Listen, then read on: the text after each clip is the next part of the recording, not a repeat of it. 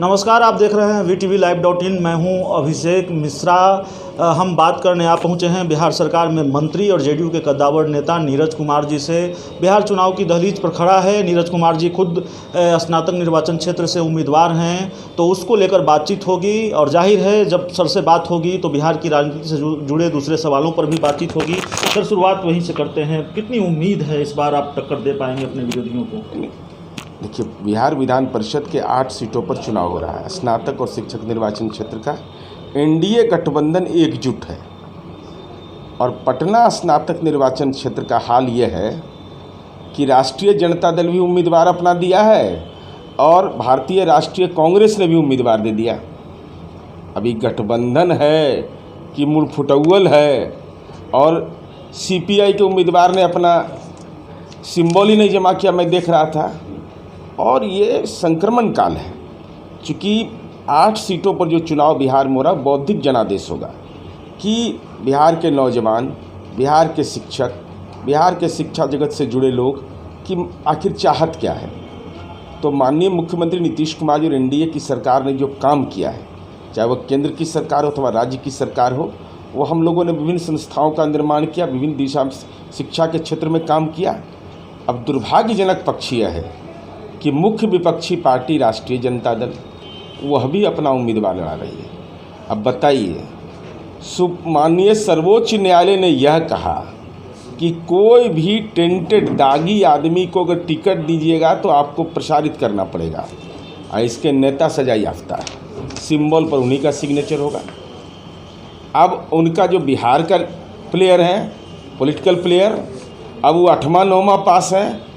अब वोट किसके लिए मांगेंगे? फोटो किसका छपेगा अखबार में? विपक्ष के नेता तेजस्वी यादव अपील करेंगे कि स्नातक मतदाता आप वोट डालिए हमारी पार्टी को, शिक्षकों को उसे अपील करेंगे।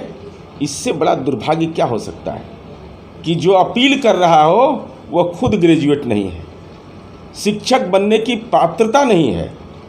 तो स्वाभाविक रूप से ऐसे दौर में ये चुनाव हो रहा है। इसलिए हमें बाहुबल की राजनीति से नहीं, धन बल की राजनीति से लड़ना है। जिनको आप कहते हैं 3351 कैदी नंबर 3351, उनको आज जमानत मिल गई है झारखंड हाई कोर्ट से। अरे तो न्यायपालिका का हिस्सा है ना, तो कौन सी में गए थे? मैंने जमानत मिल गया तो क्या हो गया?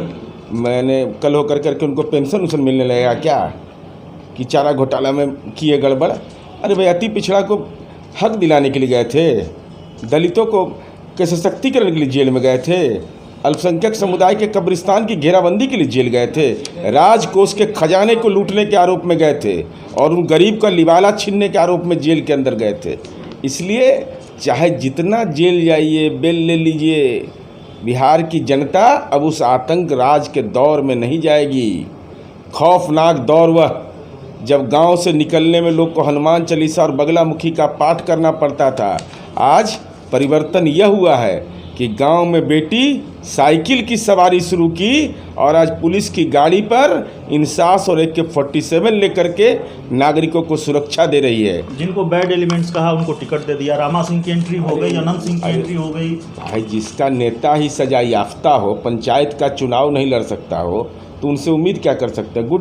गुड गवर्नेंस के ऊपर आए बनेंगे? भाई, ये राजनीति का विकृत स्वरूप है ना कि कोई भी व्यक्ति जो बलात्कार के मामले में सजा याफ्ता हो, संदेश के विधायक पर इतना घिनौना आरोप लगा फरार है। अब एक उदाहरण है, कितने उदाहरण हैं? रघुवंश राव से किसकी तुलना कर रहे हो? मैंने कम से कम तुलना करने में आदमी को आंख में पानी आ जाएगा कि कहाँ रघुवंश राव का कद और कहाँ किसको आप शामिल करा रहे हो। ये स्वाभाविक रूप से राष्ट्रीय जनता दल का जो कुसंस्कार रहा है।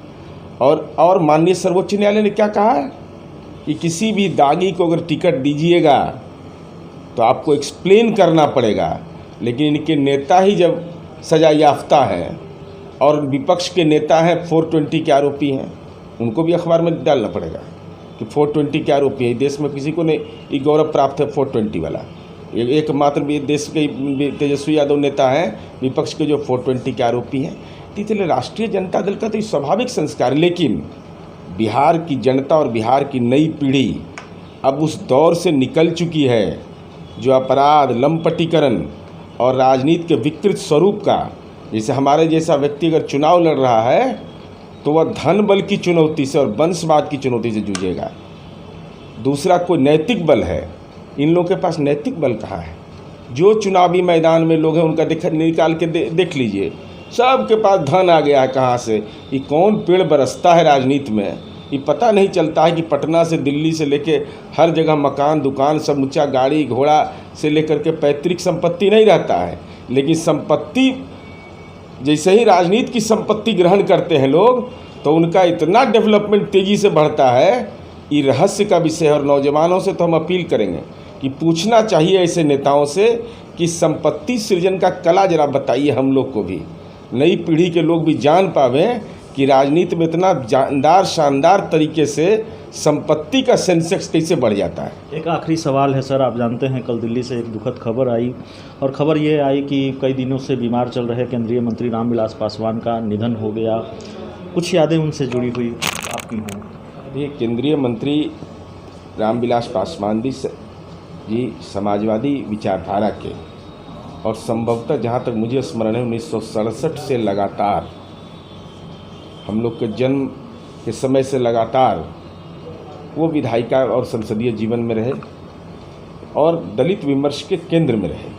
और ऑपरेस्ट क्लास जो दुनिया के अंदर जब बहस होती थी तो उसमें रामविलास पासवान जी भी उसके केंद्र बिंदु में रहते थे। हम लोग का कोई व्यक्तिगत सरोकार उनसे नहीं रहा। एक संस्मरण मेरे जीवन के लिए एक महत्वपूर्ण पक्ष था कि जब महागठबंधन की सरकार भ्रष्टाचार के सवाल पर हम लोग लड़ाई लड़ रहे थे और मैं पार्टी का प्रवक्ता था, तो गठबंधन टूटने के बाद मेरे मोबाइल पर उनका फ़ोन आता है दिल्ली के एक नंबर से, PNT से, कि माननीय केंद्रीय मंत्री जी बात करेंगे। और उन्होंने धन्यवाद दिया कि आपने बहुत तार्किक तरीके से इस लड़ाई को लड़ा, क्योंकि 18-20 दिन का वो लंबी अवधि थी मीडिया से लेकर के सारे जगहों पर। तो मुझे तो मेरे मुंह से सहसा ये निकला कि जो बिहार की नई पीढ़ी है सर्व भ्रष्टाचार ऐसे सवाल पर, अपराध जैसे सवाल पर निश्चित रूप से अब संजीदा है। इसलिए ये बिहार की जनता के मनोदशा के अनुकूल हुआ है। तो उन्होंने कहा कि नहीं, ये बिल्कुल सही बात है और नई सोच है। उसके बाद एक बार मुलाकात मेरी उनके ईद मिलन के कार्यक्रम में हुआ था, और स्वाभाविक रूप से माननीय रामविलास पासवान जी इस देश के कद्दावर नेता रहे हैं, और देश बिहार की इस मिट्टी के लाल को आज सलाम कर रहा है।